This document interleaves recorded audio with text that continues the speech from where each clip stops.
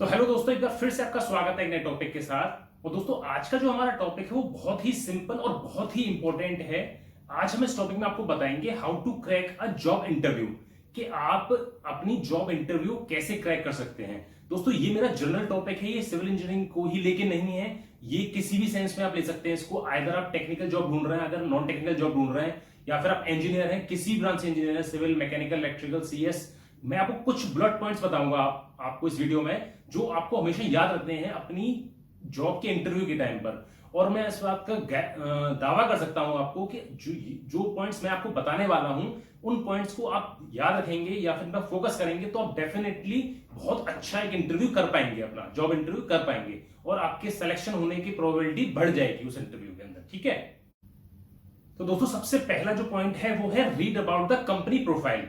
इसका मतलब ये है, आप जिस भी कंपनी में इंटरव्यू देने जा रहे हैं, आप उस कंपनी के बारे में थोड़ा सा पढ़ जरूर लें, क्योंकि उसने लास्ट क्वार्टर या फिर लास्ट टू लास्ट क्वार्टर में क्या क्या अचीव किया है, उनके क्या क्या फ्यूचर प्लान्स हैं, और जो उनके फाइनेंशियली ईयर्स निकले हुए हैं उनमें उन्होंने कितना प्रॉफिट जनरेट किया है, एंड उनका टर्नओवर वगैरह क्या है। तो आप ये सारी बेसिक इंफॉर्मेशन उस कंपनी की जरूर पढ़ लें, ये आपके काफी हेल्पफुल रहेगा। और जो इंटरव्यूअर होगा वो आपसे पूछ भी सकता है कि आप जिस कंपनी में इंटरव्यू देने आए हैं उस कंपनी के बारे में क्या जानते हैं। तो ये बहुत ही इंपॉर्टेंट टॉपिक है याद रखने के लिए। ठीक है, सेकंड हम आते हैं एनालाइज जॉब डिस्क्रिप्शन। दोस्तों, जब भी कोई कंपनी में इंटरव्यू के लिए आप जाते हैं तो वहां का कंसल्टेंट या फिर एचआर आपको पहले कांटेक्ट करता है, कोऑर्डिनेट करता है, और वो आपको जॉब डिस्क्रिप्शन शेयर करता है, जिसको जेडी बोलते हैं। तो जो भी उस कंपनी का जेडी है, आप उसको एक बार जरूर पढ़ लें और एनालाइज करें उस जेडी को, कि आप वहां पर कितने फिट बैठ रहे हैं। ये बहुत ही इंपॉर्टेंट चीज है, क्योंकि इवेंचुअली आपने वही काम करना है उस कंपनी में जाके जो उस जेडी में मेंशन है। तो ये बात बहुत ध्यान रखें कि आप जब भी आपके पास जेडी आता है, और अगर जेडी नहीं है तो आप कंसल्टेंट या एचआर से जेडी जरूर मांगे पहले, इंटरव्यू से पहले, कि आप हमें बताइए कि एग्जैक्टली हमारी जॉब डिस्क्रिप्शन क्या होगी आपकी ऑर्गेनाइजेशन के अंदर। देन वो आपको जेडी शेयर करेंगे। जेडी शेयर करने के बाद उसको आप बहुत ही अच्छे से गो थ्रू करें, जिससे कि आप स्टेप बाय स्टेप जाएं उसमें और देखें कि आपकी स्ट्रेंथ किस किस में है, और वो कंपनी आपसे क्या काम कराना चाहती है, और आपको क्या क्या किस किस तरीके से आता है। तो ये analysis of job description is most important part. ठीक है, ये हमारा सेकंड पार्ट है। दोस्तों, थर्ड और सबसे मोस्ट इंपॉर्टेंट पार्ट है आपका स्पीक क्लियरली। जैसा कि आप मेरी स्क्रीन पर भी देख रहे हैं, मैं आपको यहाँ ये सारे पॉइंट्स लिखकर भी बता रहा हूं, जिससे कि आपको याद रहे। तो दोस्तों, तीसरा पॉइंट है स्पीक क्लियरली। इसका मतलब ये है कि आप जब भी इंटरव्यू दे रहे हैं तो आप बहुत ही साफ सुथरा बोलें। आप इंग्लिश में बोलें चाहे हिंदी में बोलें, बट इतना साफ, इतना क्रिस्टल क्लियर बोलें कि जो आप बोलना चाह रहे हैं इंटरव्यूअर सिर्फ उसी पॉइंट को समझे। ऐसा ना हो कि आपकी मिसकम्युनिकेशन की वजह से आपको आंसर आते हुए आप उसको प्रेजेंट ना कर पाए। तो presentation of your answer and speak clearly, ये बहुत ही इंपॉर्टेंट है, क्योंकि जैसे आप बहुत सारे इंटरव्यूज में ऐसा होता है कि जो कैंडिडेट होते हैं उनको आंसर पता होते हैं, बट वो उसको प्रेजेंट नहीं कर पाते, वो क्लियर बोल नहीं पाते। तो दोस्तों, ये सबसे इंपॉर्टेंट है। आप इंग्लिश यूज करें, हिंदी यूज करें, आप जिसमें भी अपने आप को एफिशिएंट समझते हैं, आप उस लैंग्वेज में अपना इंटरव्यू दें, लेकिन बहुत ही क्रिस्टल क्लियर आपने अपनी बात इंटरव्यूअर तक रखनी है। ठीक है, नेक्स्ट पॉइंट है हमारा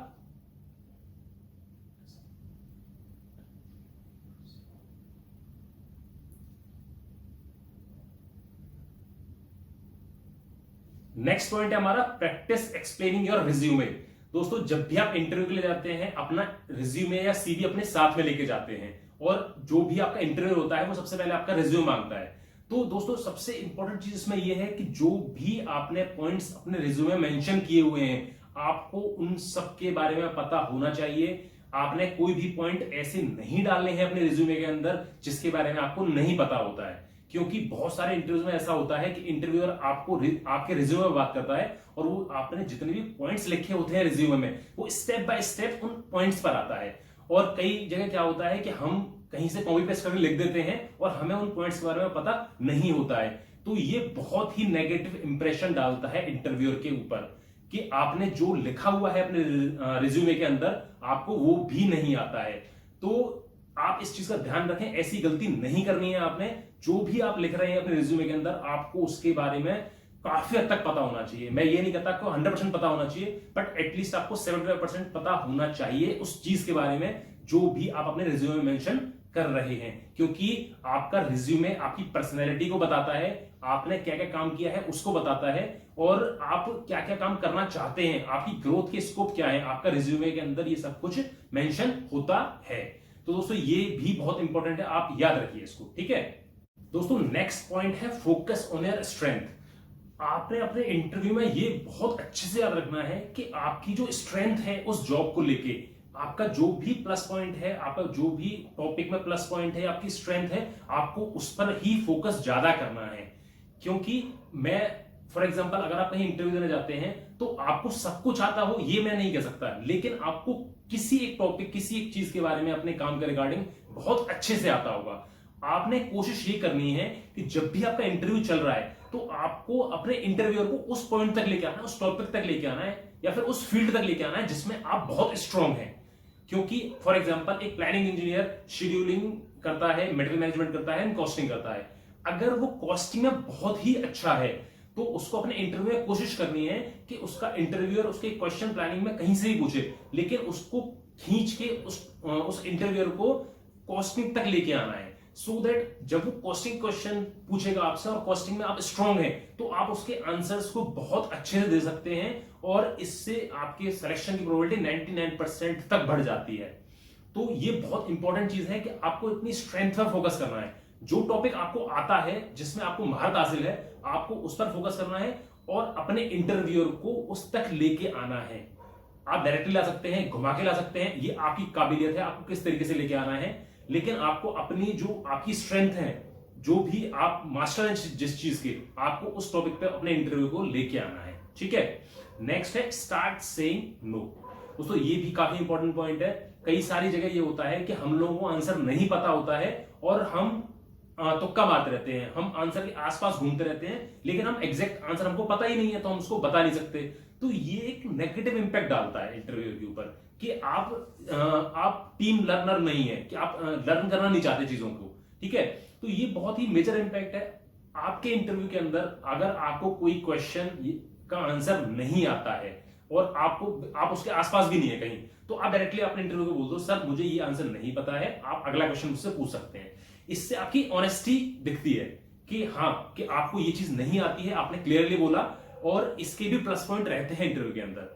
और अगर आपका इंटरव्यू काफी अच्छा है तो वो आपको उस क्वेश्चन का आंसर भी बताएगा। उससे फायदा ये रहेगा कि आपको उस क्वेश्चन का आंसर भी मिल जाएगा और आपका जो एक प्लस पॉइंट है वो भी बना रहेगा, और आपको जो क्वेश्चन का आंसर मिला जो आपको नहीं आता था वो आपको हमेशा अपने फ्यूचर में काम आएगा, क्योंकि आपको वो ऐसी सिचुएशन में बताया गया है कि वो आपको याद रहेगा, ठीक है। तो अगर आपको कुछ नहीं आता है, किसी टॉपिक के बारे में नहीं पता है, कोई क्वेश्चन नहीं आता, तो आप डायरेक्टली नो कहें, उसके आसपास ना भटकें और इंटरव्यू को कंफ्यूज ना करें, क्योंकि जो आपसे क्वेश्चन पूछ रहा है उसको उसका आंसर बहुत अच्छे से आता है।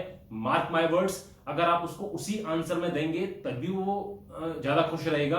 अगर आप उसको आसपास घुमाएंगे, गलत आंसर देंगे, तो एक नेगेटिव फीडबैक आप अपना देते हैं इंटरव्यूअर को, ठीक है। तो दोस्तों जो अभी मैंने आपको 6 पॉइंट्स बताए, ये बहुत ही मेन पॉइंट्स होते हैं आपके इंटरव्यू क्रैक करने के लिए। अब मैं आपको कुछ पॉइंट्स बताता हूं, जनरल पॉइंट्स, जो कि बहुत ही वाइटल रोल प्ले करते हैं आपके इंटरव्यू को क्रैक होने में, ठीक है। तो उसमें सबसे पहला है वियर फॉर्मल्स। जब भी आप किसी इंटरव्यू देने के लिए जाएं तो याद रखें आपने बहुत ही डिसेंट लुक में जाना है, फॉर्मल अटायर में जाना है, क्योंकि आपका अटायर बहुत ज्यादा मैटर करता है आपके इंटरव्यू के लिए, ठीक है। सेकंड है, जो भी आपकी इंटरव्यू का वेन्यू है, आप उस वेन्यू पर 15 या 20 या फिर हाफ एन आवर पहले पहुंचे। अगर आप आधा घंटे पहले पहुंचेंगे तो उस वहां पर जो फाइलिंग का काम है, जो फॉर्म फिलिंग का काम है, वो आप ऑन टाइम भर सकते हैं और आपका जो इंटरव्यू है वो ऑन टाइम शुरू हो जाएगा, ठीक है। दोस्तों सबसे इंपॉर्टेंट चीज है इंटरव्यू में कॉन्फिडेंस। तो आप पूरे इंटरव्यू के अंदर अपना कॉन्फिडेंस लूज नहीं करेंगे, ना करें, क्योंकि confidence is the only key to get job, to crack the interview. आप जो भी बोलें कॉन्फिडेंटली बोलें। अगर आपको कुछ नहीं आता है तो आप कॉन्फिडेंटली मना करते हैं कि यार ये चीज मुझे नहीं आती, आप मुझसे कुछ और पूछ सकते हैं। तो कॉन्फिडेंस का बहुत ही वाइटल रोल होता है इंटरव्यू को क्रैक होने के लिए। तो आपने स्टार्ट से फिनिश तक, इंटरव्यू तक आपने अपने कॉन्फिडेंस को लूज नहीं करना है, ठीक है। सेकंड फोर्थ आता है हमारा शो योर स्ट्रेंथ। आपकी जो भी स्ट्रेंथ है आपके अंदर, आप ट्रस्टवर्दी हैं, हार्ड वर्कर हैं, सॉफ्ट स्पोकन है या फिर आपके अंदर जो भी स्ट्रेंथ है, आप अपने इंटरव्यू को बताएं वो स्ट्रेंथ, और ये भी बताएं कि आपकी ये जो स्ट्रेंथ है वो आपकी ऑर्गेनाइजेशन, मतलब जिसमें आप इंटरव्यू दे रहे हैं उस ऑर्गेनाइजेशन में आपकी वो स्किल्स, आपकी स्ट्रेंथ किस तरीके से यूटिलाइज हो सकती है। ये बहुत ही एक बहुत ही पॉजिटिव रिजल्ट आएगा आपका निकलकर इस चीज को बोलने के बाद। ठीक है, last but not the least, show gratitude. जब भी आप इंटरव्यू आपका इंटरव्यू जब खत्म होने पे आए, तो जो आपका इंटरव्यूअर है आप उसको थैंक यू बोले, आप उसके थैंकफुल रहें, क्योंकि उसने आपको ये अपॉर्चुनिटी दी कि आप उस प्लेटफॉर्म तक आके वहां इंटरव्यू दे पाए, और कहीं ना कहीं आपकी कुछ ना कुछ स्किल्स भी, नॉलेज भी इंप्रूव होगी इंटरव्यू देने के बाद में। तो you should be thankful to the interviewer जिसने आपको ये मौका दिया यहां तक आने के लिए, और उसके बाद आपका इंटरव्यू खत्म हो जाएगा। ठीक है, और मैं उम्मीद करता हूं कि अगर आप ये सारी चीजें ध्यान में रखेंगे तो आप अपने इंटरव्यू को बहुत ही अच्छे से क्रैक कर सकते हैं, और 99% आपका सिलेक्शन वहां हो भी जाएगा। तो दोस्तों, आज का मैं ये जो टॉपिक है मैं आज यहाँ खत्म करता हूं। और दोस्तों, अगर आपने अभी तक चैनल को सब्सक्राइब नहीं किया है तो सब्सक्राइब कीजिए, लाइक कीजिए, कमेंट कीजिए, और मैक्सिमम से मैक्सिमम लोगों तक ये चैनल का लिंक पहुंचाएं, जिससे कि वो भी इसके जो वीडियोस हैं, जो नॉलेज है, उसको यूज कर सके। तो दोस्तों, मिलते हैं एक नए टॉपिक के साथ एक नई वीडियो में, तब तक के लिए thank you and all the very best.